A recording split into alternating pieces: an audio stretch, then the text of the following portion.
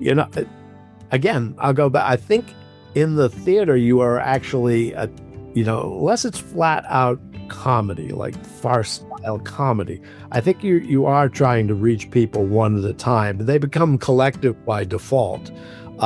So I do still think it's the same function. I think you still go, me personally, I still go about it the same way. I can write a line and I intrinsically know it's funny or it's not. And like what segment will laugh at this and what segment might be offended by this. Okay, everybody, welcome back to Living the Next Chapter, author podcast. Get to meet great authors from around the world and celebrate their journey as an author. Get to fall in love with a new author that you may have never heard of, but now you're going to absolutely love, and you will buy all their books and support them in their community, leave them great reviews and all that great stuff. Dennis is here with us on the podcast today. I'm excited to have him here. We're going to talk about his journey and so much more. Dennis, welcome to Living the Next Chapter. Thank you. Thanks for having me. Excellent. Dennis, we just chatted a little bit before we hit record. Let everybody know, where are you in this big world of ours? I live outside of Washington, D.C., pretty much between Washington and Baltimore, in Silver Spring, Maryland. It's the Ashton section of Silver Spring, Maryland. Anyone familiar with the area? If I'm a new visitor to your part of the world, anything that I must see, must do, must try, where should I go? That's a great question. If you've never been to the D.C. area, of course, there are all the touristy things, which are really quite fabulous. The various monuments and museums. So much is free. I mean, that's a great thing about D.C., things that surround the National Mall. They're easy to get into and they're really fascinating. So as much as it may sound touristy, and it is, it's really quite a fabulous collection of art and artifacts, etc. And tons and tons of good restaurants in this area. Same for Baltimore. And if you like the performing arts, I think there are 53 professional theaters, some crazy number like that, between Baltimore and D.C., including the two cities. As professional baseball, football, the whole 9 yards. It's a great place to live. Maybe a little too expensive, but a great place to live. Excellent. So if we come to your house, ring the doorbell, you're going to take us around and show us the sights. Good. Okay, yeah. My doorbell's not working at the moment, but yes, please. Okay. There'll be a lineup outside your door. I love it. That's good, Dennis. Thank you for making time to be on the show. Tell us a little bit about your author journey. I'm really curious to find out from all my guests, there was a point in time when being an author maybe wasn't in the cards or wasn't kind of the front of mind for you, but now here we are. Something happened. How did it all start for you? Yeah, I've always liked writing. I've always liked the actual doing it, the writing, regardless of what the writing was. I come from a professional theater background. I've spent, the vast majority of my life between theater and concert work and television. And that has exposed me to great writers and people who can communicate. So I guess, easy to say, I've always been very involved in storytelling, sometimes one of many people and sometimes by myself and, maybe an editor. So, but I do come from the performing arts background, and that's greatly influenced, I think, how I write. I've heard endless, and I do mean endless, dialogue from great playwrights and great actors for years and years. And that has an influence. I've learned what works, what an audience gravitates to, what tanks. So I've kind of seen it all in that regard. It's a very interesting take on the approach to writing then from that perspective, because not a lot of authors I've met have that kind of background. So there must be some interesting things that you bring to authorship that are unique to you and your perspective then. Well, the stories are endless, frankly. The proverbial backstage stories, whether they're true or something, that you just sort of take and run with. So that's been a lot of great fodder for what I've been doing. It's funny, the title of your show, Living the Next Chapter, I sort of feel I've been doing that for years. I've sort of been preparing to leave the theater and to begin working more full time as an author. And I'm excited about that.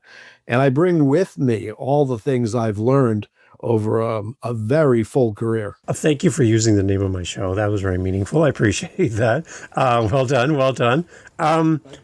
Okay, so tell us a little bit about some of the shows that you've worked with, been a part of. I'm sure there's many that we're going to recognize right away, but tell us a little bit about some of the shows. Sure. Well, that's a great question. I mean, I've worked. It's interesting, in some ways you hate the whole name dropping thing, but I've had the opportunity to work with a lot of quote unquote stars or famous people, and I've always found it interesting how genuine most of them are, and really hardworking most of them are. I'll drop a few names. I've worked with Viola Davis and Denzel Washington and Patrick Stewart, Gene Kelly, Debbie Reynolds, Felicia Richard. I mean, the list goes on. Music, I worked with Johnny Cash and Jerry Lee Lewis. So I've got a varied background. So I really feel great about lucky, really, the exposure I've had, the chances I've gotten to work with great people on great plays. I'm actually old enough to have worked with George Abbott, the famous playwright, and Arthur Miller, and maybe a little more contemporary Sam Shepard.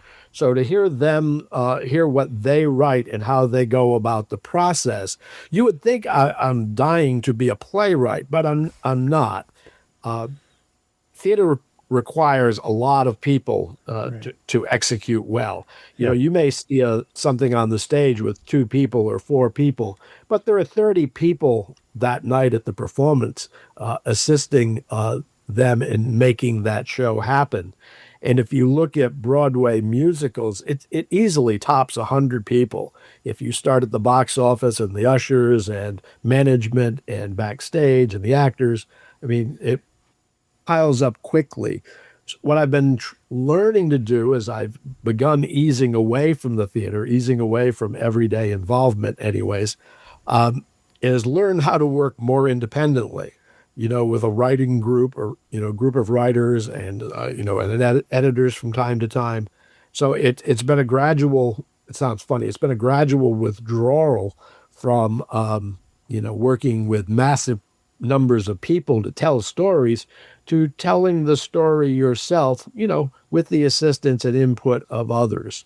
So I found that really fascinating, that journey. And it's been great for keeping my brain lubricated.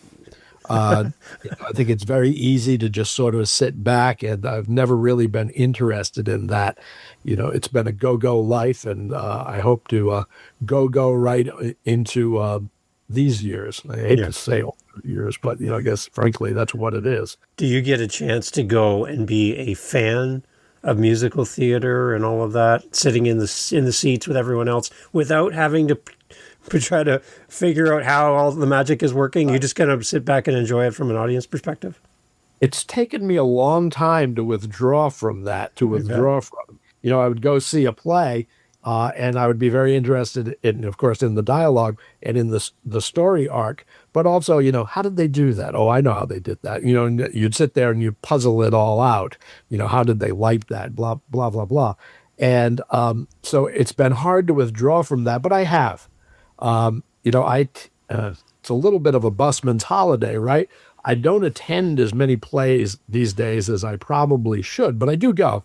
And my wife and I enjoy, and I've learned to step back and, observe what's going on at face value as opposed to what went into making this happen. I'm a musician, so when I go out to a concert with my wife, she's there for the sheer joy of the concert. I'm watching all of the instruments. I'm going, wait, it's different on the album. I know they didn't end the song that way. That's in the key of G. Oh, I've been playing that wrong all this time. Like, I'm watching. She's just like, would you relax? Would you just relax and take this in? Right? But I'm so enamored by the process of how these things come to life that, and having a little bit of knowledge about how to do it, you have way more knowledge, a little bit of knowledge about how to do it and then see it done well. I just am a big fan of not only the people on stage, but everyone that makes this happen, right? I can clap freely now, and Yeah. not feeling any pressure about Yeah. and until the curtain comes down. I could sit there, I could laugh, I can cry, I can not care.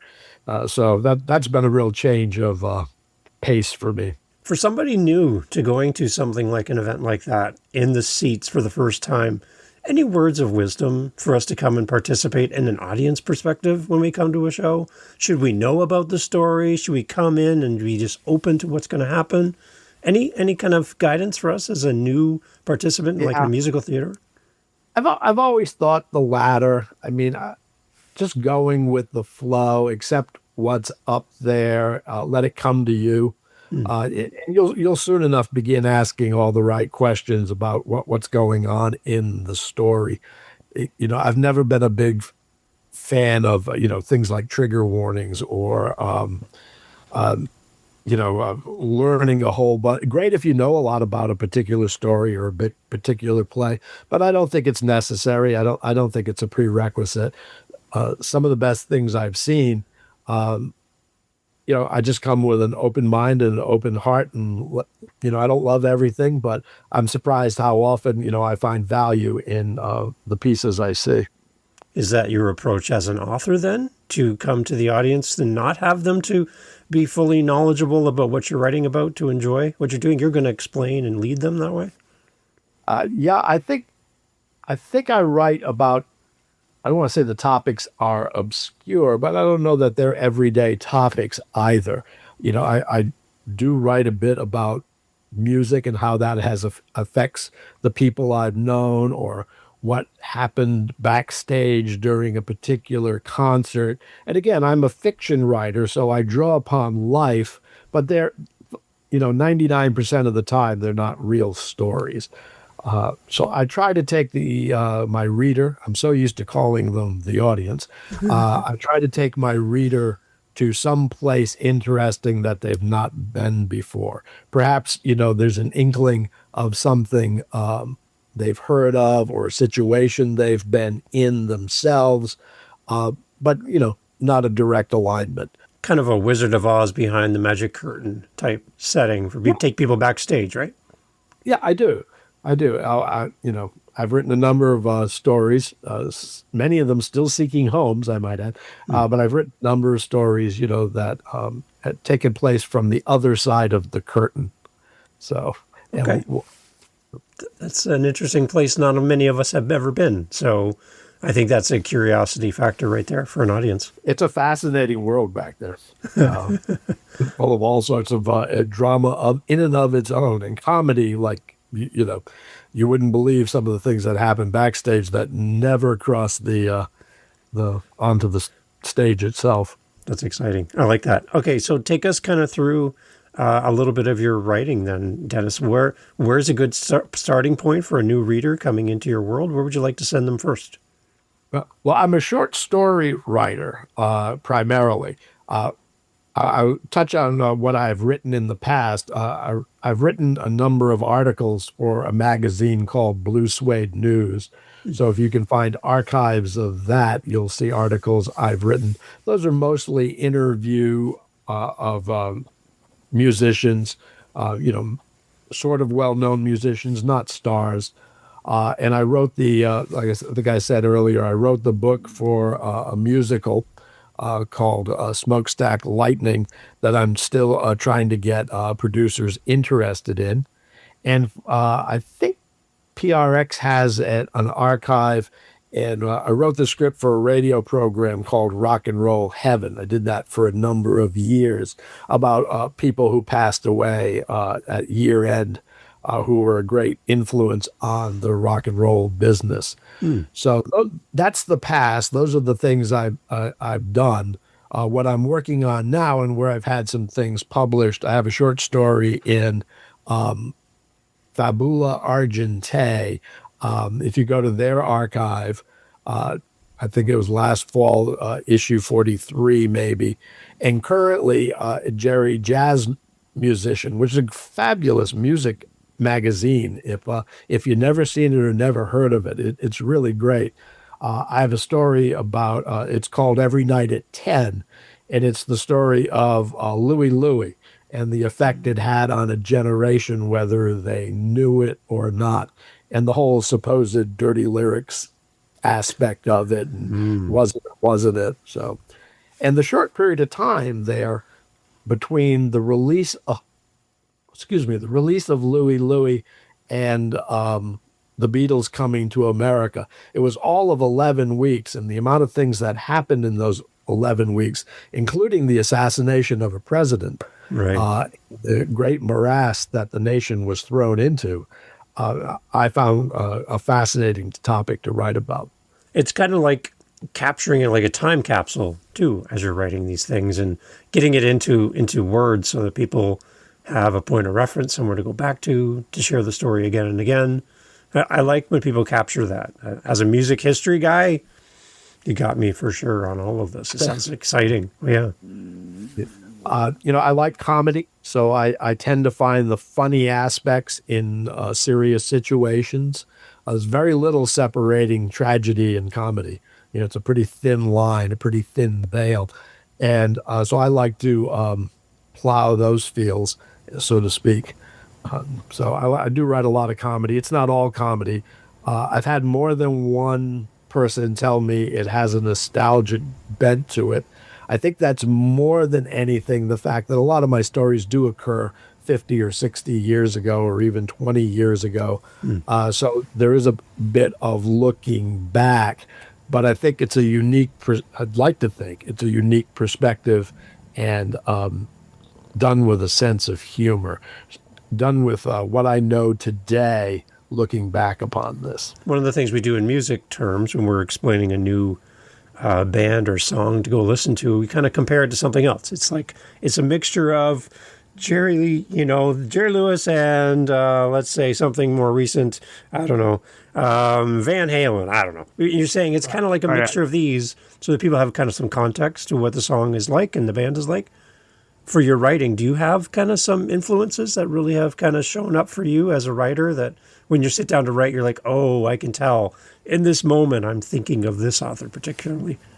Oh, that's interesting. I'd have to think about that one a little bit. I'm a big Stephen King fan, Okay. although I can't say that I write, in the horror genre. I do have a horror piece that I am working on. Oh, It's a 4-part horror piece, but it's the first time I've delved into anything like that. Same with Dean Koontz. I'm influenced by his writing, and probably about 1,000 writers I'm not going to think of at this very moment. right.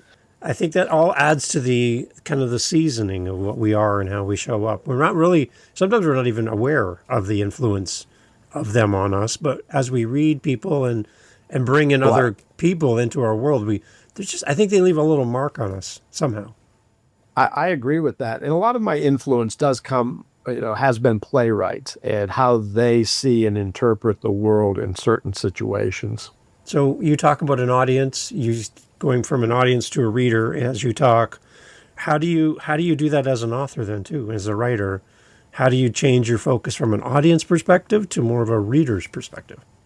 I think it's one and the same in a lot of ways. It's all in how you're, and I use the term respectfully. It's all in how you're feeding the information or how you're parceling out the story, what you choose to tell first to essentially hook your reader or hook your audience, and then how you lay it out without being terribly obvious about what you're doing. So I think that's how I think about that. Do you have any thoughts about the size of the audience when you write? An audience for a theater is a group of people. You're trying to reach Yes. a group of people. Are you trying to reach a single person as a reader then instead of a group mentality? Again, I'll go back. I think in the theater you are actually, unless it's flat out comedy, like Okay. farce style comedy. I think you are trying to reach people one at a time. They become collective by default. Okay. So I do still think it's the same function. I think you still go, me personally, I still go about it the same way. I can write a line and intrinsically know it's funny or it's not.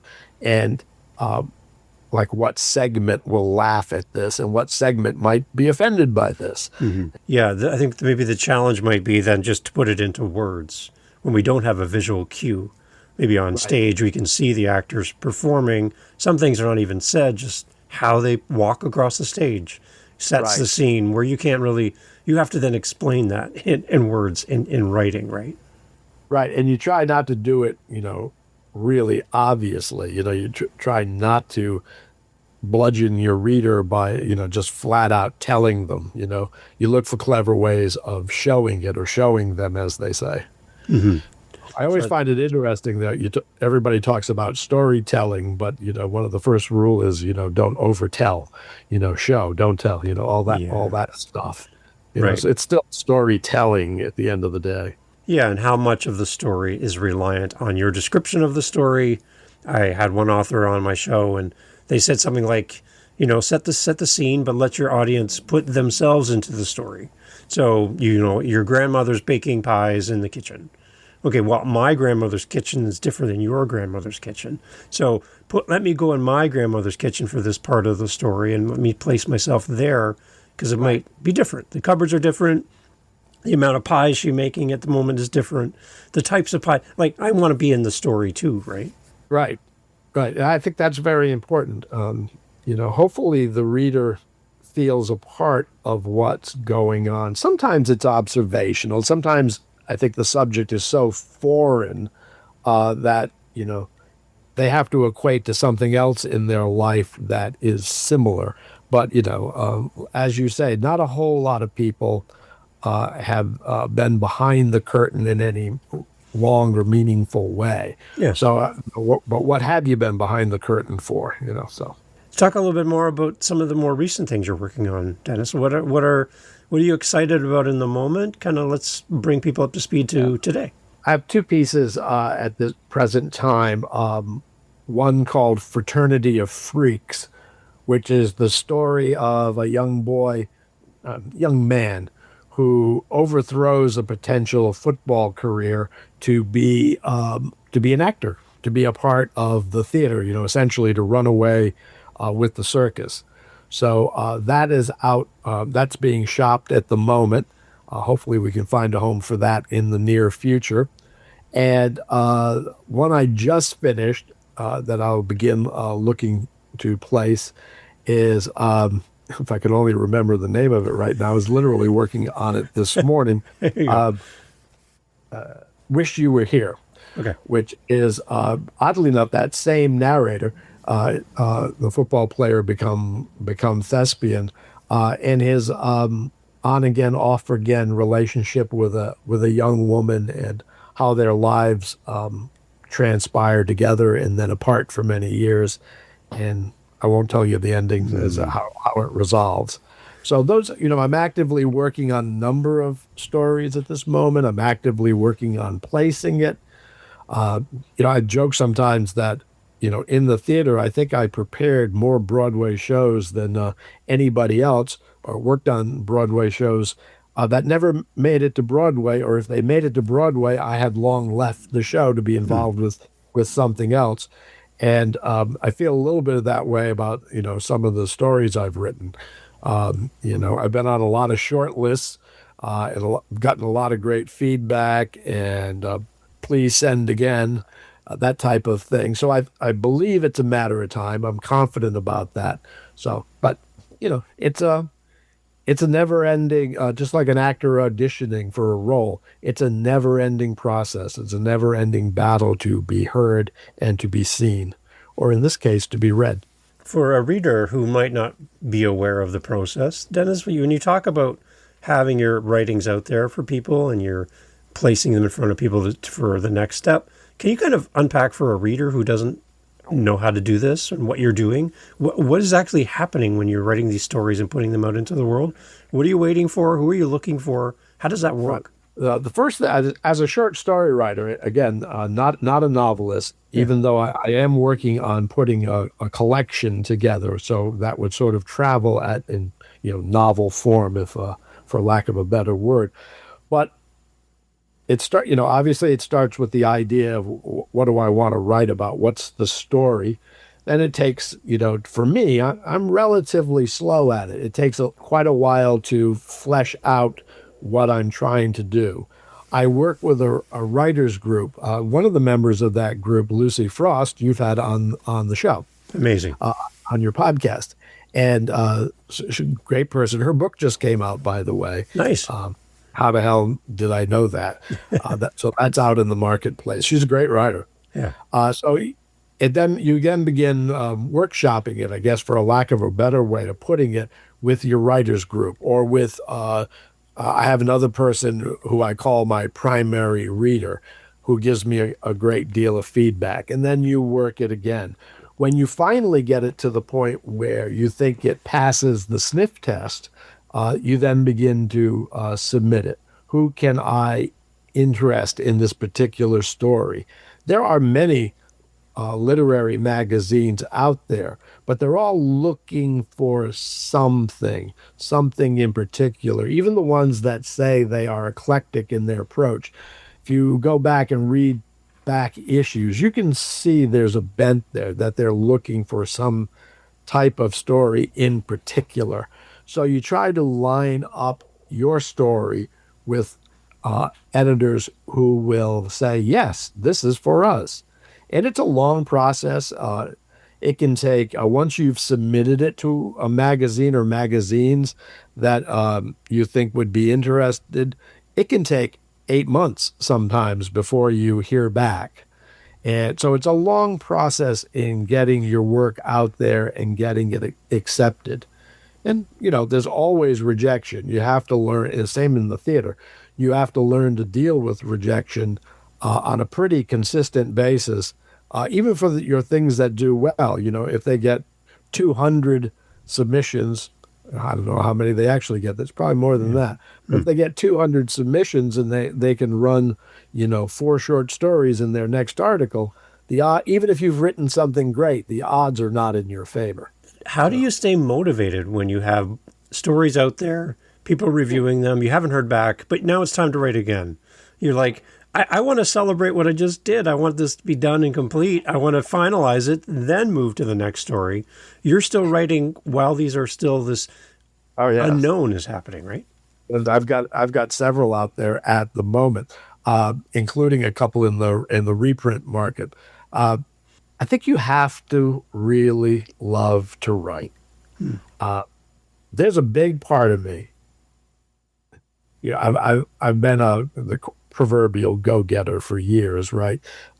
Always trying to work on the next project, the next thing. How do I get better in the industry or better known? Of course, we're talking about theater there, but I found it has transferred over to writing too. I keep trying to get better. I keep trying to write the next story, get somebody interested in that, in hopes that moment will come where any number of stories have a domino effect, that they all begin to fall at once. Then you get the notoriety, so you're not making a cold ask. Someone is asking you to write a story for their magazine. So that's the ultimate goal. I'm still a ways away from that. But I work at it every day. I like to write. It's interesting. I don't mean this literally, but I really, in many ways, write for myself. I like the function of writing, and for a mythical reader, it's kind of secondary whether it gets published. Get me wrong. I want to be published. I'd like to be published more. But it's really the joy of writing it that most thrills me. That's interesting, right? Yeah, because then you're not reliant on the response of the audience to the book. Right. You're just going to keep writing anyway. Right. Yeah. It's, in the theater, if you're not getting a good response from the audience or from the critics, you're going to close. Right. So I've lived a lifetime of that, and I don't need that in my life anymore. But again, don't get me wrong. I still pursue being noted for what I do. One of the things you get when you get into the theater is you get immediate response from an audience. If the joke lands, if it's a good moment, everyone is applauding. Right. That's good feedback. As an author, you don't get quite as much feedback. You don't get a lot of thundering applause and a big group of people gathered around you to give you instant feedback. How important is it for you as an author to hear back from a reader when they come back to you with some comments about your writing, praise, or maybe even some suggestions? What does that mean for you? I take every suggestion seriously, whether I utilize it or not, because the valuable information you're getting there is how are they perceiving this? Right. You think it's this way, but this person obviously doesn't agree with you, thinks it's another way. So it's, I think all information, all feedback, whether you take it literally or not, is important. I think you can pick up the tone from someone who's read your work who liked it, but if you did this, they'd like it more. Now, is that worth rewriting the piece for? This is one individual. So you try to gather people whose opinion you trust. I have 4 people who read my material constantly, 5, including my wife, Holly. But Lucy Frost, Shelley Crook, and Kate Beebe, we're part of a writers group, and they read my stuff and provide endless feedback and suggestions, all in a positive, good way. And I also I have a primary reader, Louis Sente, who I kind of write with him in mind because I think we are similar in our tastes, in our sense of humor, and things of that nature. So feedback from a group, I think, is paramount to writing a successful story. You can't do it by yourself. Right. Even though it's a solitary act, you have to have that feedback from trusted readers who are going to tell you the truth. It's easy to get and to hear praise, but accepting honest feedback is learning to do that. Theater has been great training for that, because you hear a lot of feedback constantly from the audience, from the critics, from the people you work with. So that was very good training for embarking on this. So I trust all those people implicitly, and they've been great to work with. It's interesting because you did say earlier that you write for yourself primarily, but you do keep Lewis in mind, which is interesting. I like that dynamic that you have there in place. Yeah. And I'll often ask that question, 3 of I guess 4 of the people who read my stuff are women, and Lewis is the only male. So he kind of carries that burden of the male perspective. There you go. So the idea of great balance. That's nice. It's a good balance. And so the idea of writing in community is important for you. Yes. Yeah. Yes. I don't think and I could be wrong, of course. Some people are incredibly independent. I don't think you can write a short story or write anything without a certain level of feedback. Yeah. And that's not even to mention editing. I've worked with a couple of editors. Lucy Frost herself is a very good editor. Yeah. And what I've learned from them has been immense. I think being in the room with other people, either virtually or in person, and hearing other people's feedback about someone else's work, and you're listening to that feedback happening in front of you as someone else's work is being reviewed, you get to pick up on other people's opinions and their insight that maybe to you personally, you would never think of it in that context. And you're like, wait, that's a good point. Maybe I never thought about that in my own writing, right? To hear that feedback about somebody else's work. It happens all the time. I'll listen to, the writers group and people putting their various pieces in front. So I learned something, no matter, whose dish is on the chopping block, as they say. Most of them, those people I just mentioned, most of the people in the group I work with are novelists, are writing, longer stories. So there's something to be learned from that too, because the arc of their stories, is long, and the arc of my stories are short. But there's always something to be learned there, and I think it has worked the other way too. I think there's value in being able to tell the story succinctly. Is it a matter of herding cats to kind of get a bunch of stories together as a novel? Like, is it hard to pull them all together and make something a standalone made up of multiple different things? I think there's a yes and no answer to that. I've been writing a group of stories with that in mind. Okay. So, I'm very close to having finished it. It's been going on for years, I got to say. It's a group of people from a small town in New England at the mid last century. And essentially, it's their growing up story, their coming of age story. So I have written those, all dozen of them, or 13 or whatever it is now, with that in mind. That was my intention when I started that grouping of stories. I wrote one and it kind of morphed into another one, and then it went on and on. And so over the past couple of years, while I've worked on a few other things, I've written stories with that in mind, that it would serve as a collection. It's linked, or link stories, you hear the phrase sometimes. They're connected by place. Many of the same characters, there are new characters come in and out, but many of the core characters follow through most of the stories, or they all have their featured moment. So, it's been an interesting exercise. I'm ready to, I'm hoping to shop that in the near future. It's not quite ready yet. Matter of fact, I meet with the writers group this week, and we'll go over yet another one of those stories. So Nice. they're very patient. Very good. I think that's unique. I had somebody on my show yesterday. They have a 12 short stories combined into a novel. And they actually struggled very much with what is the common thread throughout these, because they're written over a 12-year span. So they're a different writer over 12 years than we were in the first story. And Wow. and it was interesting because they're really, in real time, they were struggling with, how do I make this all make sense for my reader? And I offered a humble suggestion as a non-author, host of a podcast. I said, what if the common thread is you? What if you're the common thread?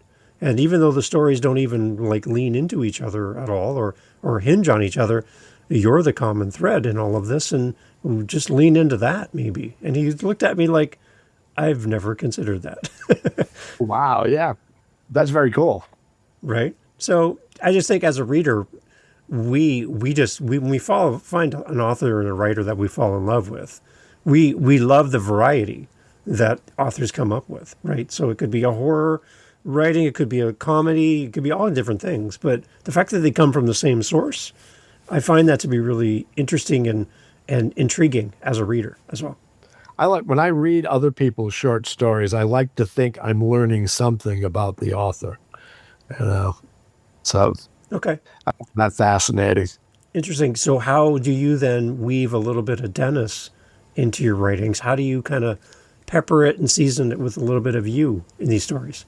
I think, I've often served as the narrator or a character, and I don't mean me, flat out straight me, but, someone who had a similar background growing up, that type of thing. So, I draw on life all the time, highly fictionalized, but, I think a part of me is in every story I've written over time. What is writing in the way you're doing it now? How does this lead into your legacy as an author, as a writer, for you, your family? What are you hoping to put out into the world? Well, I think when the day comes that I'm no longer here, I would like to continue to exist in the library, in somebody's archive, whatever libraries and archives become in the future. To leave my final jobs in the theater over the last 6-7 years I've been building theaters. I've been helping the Only Theater Center in Only, Maryland revamp their campus. And we've built or refurbished like 3 or 4 theaters, and some from scratch, brand new theaters from scratch. And that's sort of now become my theatrical legacy, if you want to use that phrase. So I'm hoping it to do the same thing with my writing, to leave some footprints behind, to leave something interesting, maybe, to provide somebody a good laugh or a chuckle long after I'm gone, which I hope's a long time from now, by the way. And it will be for sure. This is really great, Dennis. Thank you so much for making time to be on the show and for continuing to write, share your stories, and create this atmosphere for us as an audience or a reader, however you want to view it. We can come and follow your stories and your journey. Where do you want to send our avid listeners and readers? They want to follow you and continue to see what's next for you as a writer. Where do we want to send everybody? Right now, I would recommend the thing most available I have at the moment is in Jerry Jazz Musician. Easy to find. Yeah. JerryJazzMusician.com. I'll pop right up under short stories. They do a variety of things when they have a whole section on short stories, and I think that's a good example of something I've written recently. It's called Every Night at 10. Okay. It's got some music associated with it. The magazine has added a couple of links to appropriate songs, so it's a very fun presentation of it. Jerry Jazz Musician. Excellent. I'll make sure we have that in the show notes as well. A parting thought for anyone thinking of taking their career and going into writing. You've done it with what you've done, and now it's working well. But someone listening in, they're like, I've had a career in X, and now I'm thinking about moving into writing. What do we bring with us from our career into our writing? And what's some suggestions for an author? Yeah, good question. You have to love the concept of story. I mean, you either have the skills to write, like many things in life, right? You either have the skills to write a story or you don't, but that shouldn't necessarily preclude you from writing the story. But draw upon that life experience in an interesting way, in something you think someone would be interested in reading. And then I think it comes down to, can you write or not, and how well can you write? And you can improve as a writer for sure simply by writing. Great advice, Dennis. Let's leave it right there. That's really good. I would love to have you come back in the future as well to celebrate. Maybe when the novel is launched, we'll have you back to celebrate. But keep us in mind. I know our audience loves to hear back from our guests as new projects come out, and continue writing, Dennis. It's so great that we have you on the show and we can send people your way. Thank you very much. I'll do that. And I want to thank you for having me on. This has been great. I sincerely appreciate it.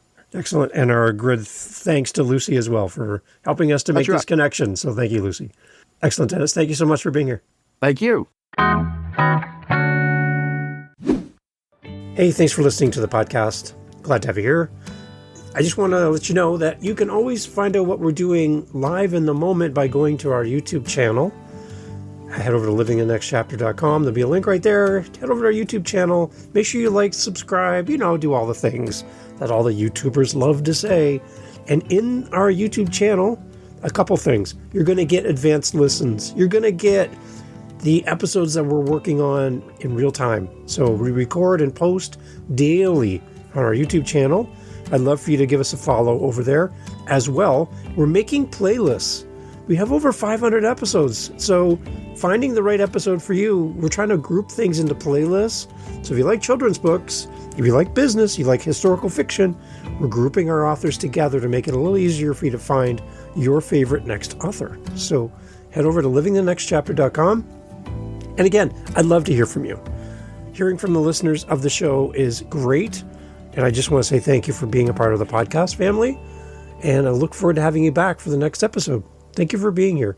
I really appreciate your time and your listen. Take care.